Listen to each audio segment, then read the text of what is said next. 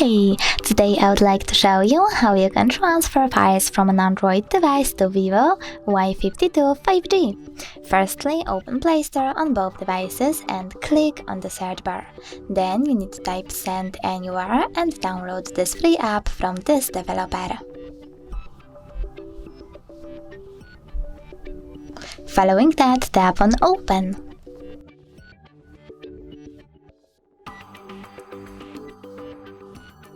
Now select I accept, confirm, continue and allow.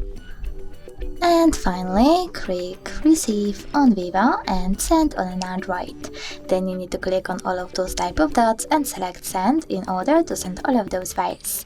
It will take a while though, so I'll go with this one. Photo, choose Send and click Got it.